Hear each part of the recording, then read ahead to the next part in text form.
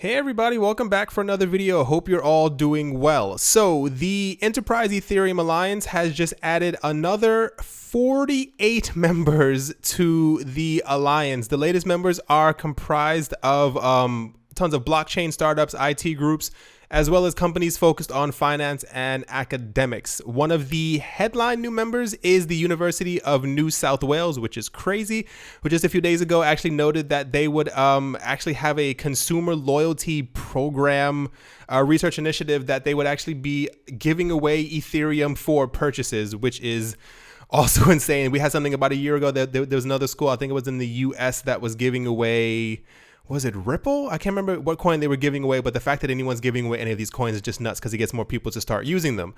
In total, the Ethereum Alliance now has 200 members. This is really nuts. So there are a lot of firms and companies that are now working with the Ethereum Alliance, and that's 200 of them. This alliance was started in February of this year.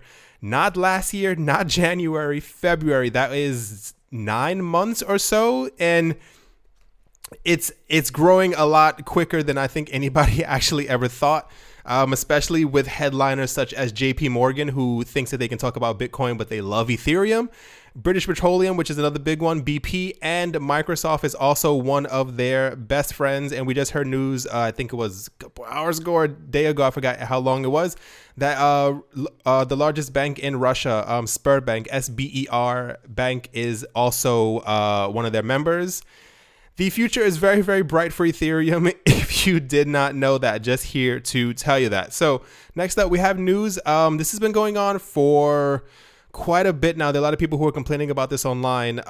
People who are using the online crypto exchange known as Bittrex, Bittrex, have noted that over the last few days, their accounts have been locked or deleted. And a lot of people say that they have no access to their money. They can't withdraw from their accounts. People have been trying to put money into their accounts. It doesn't work as well. So we actually have news from Bittrex. Sorry, not Bittrex, it's Bittrex. They actually released a bit of information earlier to say what's actually going on with the website, because I think people were getting really upset because people were contacting them and they weren't giving any information. So this comes directly from them. And I quote, they say, "We occasionally conduct compliance reviews and are working vigilantly to protect our service and our users from harm. As part of a compliance review, we have temporarily," they say, "suspended certain accounts pending the completion of the review. The total number of suspended, closed, or banned accounts is very limited." They say that less than 0.1% of the total accounts on Bittrex are affected by this. More than 99.9% of accounts are unaffected. End quote. I've seen a lot of people complaining about them as of late. They say that out of all of their accounts, only 0.1% are affected, but it could potentially be more because they do have thousands and thousands. They say only a couple thousand are actually affected by this. So this could make sense why I've been seeing so much of it kind of rolling out, because if a couple thousand people are going to have a problem, they're definitely going to start complaining about it. They say that it's 0.1, and it seems that these accounts may have a high value or high number of cryptocurrencies inside of them, and this may be the cause for the investigation or the compliance reviews that has been going on. There are a lot of people who are complaining that they have 6 or more Bitcoin, the value in their account, and they have no access to it.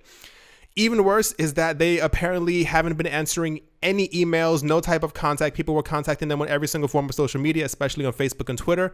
They said they received no comment whatsoever from them. There are a lot of people who said, you could have even just told us on Twitter, hey, we're going to be having issues for maybe a week or so. It's very important. I think Coinbase had the same exact thing. They don't say when things are going on. They don't realize that thousands of people are affected. And of course, they're going to start complaining. And we live in the future. We have the internet. So when one person complains, everyone else can hear about it. It spreads like wildfire.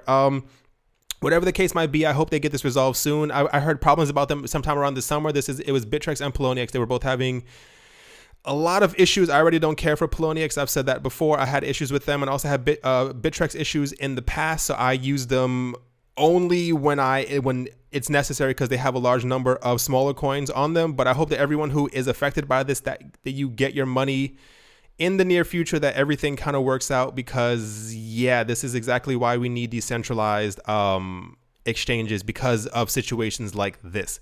So Last up, we have news about a hedge fund manager who goes by the name of Mark Yusko. That is Mark, normally M-A-R-K, and then Yusko, Y-U-S-K-O, who believes that Bitcoin could eventually be worth over $1 million.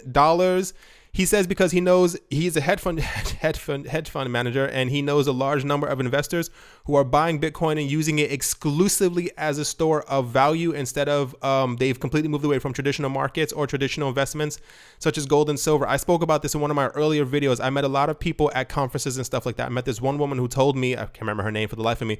She told me that she had a large number of people who she was hoping to invest in. These people were giving her $5-6 million. This was a while ago when Bitcoin was 400 or 500. They were giving her $5 million to buy as much Bitcoin as they possibly could, and they put it into cold storage, whatever the case might be. And she said they weren't the only family who was doing this. So eventually the amount of Bitcoin is going to become very, very finite. Just a few months ago, Yusko actually said that he, amongst many other people, thinks that the US stock market is headed for a major crash that will completely disrupt world markets. I think we all kind of know that this is coming because the stock market usually crashes between every 6 to 8 years. We are long overdue, as the last crash wasn't actually fixed. It was kind of just patched up. He says this will cause a lot more people to fall into crypto, which is definitely true.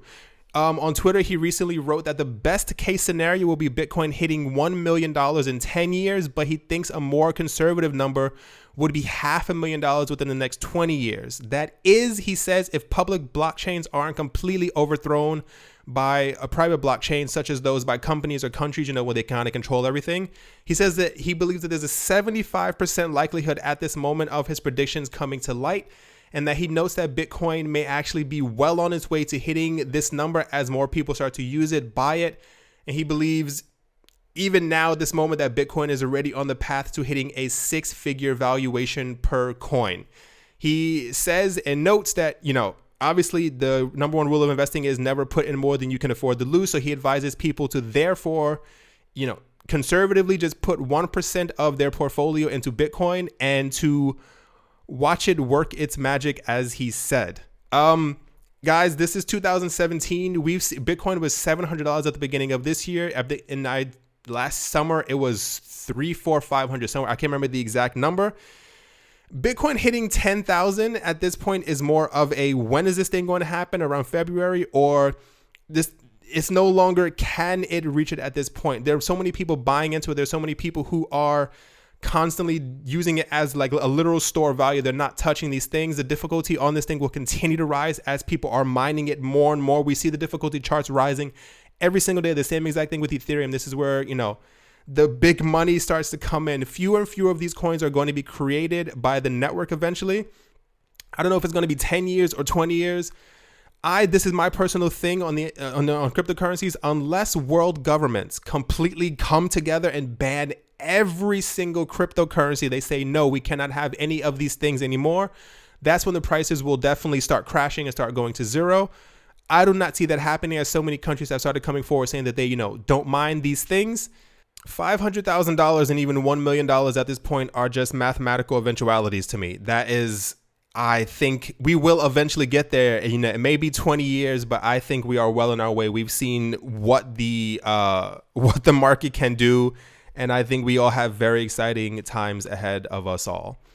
All right, guys, that is definitely going to do it for this video. I hope you guys are all having a great day wherever you might be, whatever you might be doing. I hope you guys are enjoying yourselves and making money.